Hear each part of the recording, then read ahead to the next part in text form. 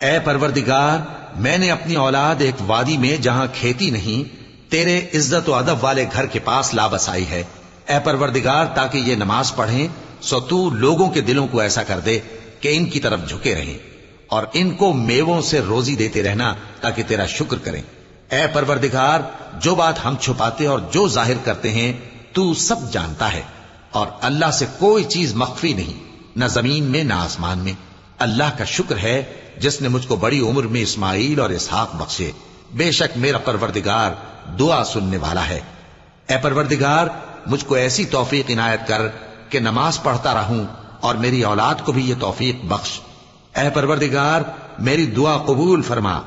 اے پروردگار، حساب کتاب کے دن میری اور میرے ماں باپ کی اور مومنوں کی مغفرت کیجو۔ اور مومنوں، یہ نہ سمجھنا کہ یہ ظالم جو کام کر رہے ہیں اللہ ان سے بے خبر ہے، وہ ان کو اس دن تک مہلت دے رہا ہے جبکہ دہشت کے سبب آنکھیں پھٹی کی پھٹی رہ جائیں گی، اور لوگ سر اٹھائے ہوئے میدان قیامت کی طرف دوڑ رہے ہوں گے، ان کی نگاہیں خود اپنی طرف لوٹ نہ سکیں گی، اور ان کے دل مارے خوف کے ہوا ہو رہے ہوں گے۔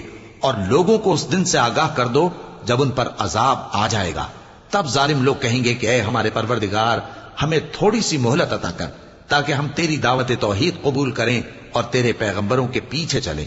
تو جواب ملے گا، کیا تم پہلے قسمیں نہیں کھایا کرتے تھے کہ تم کو اس حال سے جس میں تم ہو زوال نہیں ہوگا؟ اور جو لوگ اپنے آپ پر ظلم کرتے تھے تم ان کے مکانوں میں رہتے تھے، اور تم پر ظاہر ہو چکا تھا کہ ہم نے ان لوگوں کے ساتھ کس طرح کا معاملہ کیا تھا، اور تمہارے سمجھانے کے لیے مثالیں بیان کر دی تھی۔ اور انہوں نے بڑی بڑی تدبیریں کی، اور ان کی سب تدبیریں اللہ کے ہاں لکھی ہوئی ہیں۔ گو وہ تدبیریں ایسی غضب کی تھیں کہ ان سے پہاڑ بھی ٹل جائیں۔ تو ایسا خیال نہ کرنا کہ اللہ نے جو اپنے پیغمبروں سے وعدہ کیا ہے وہ اس کے خلاف کرے گا۔ بے شک اللہ زبردست ہے، بدلہ لینے والا ہے۔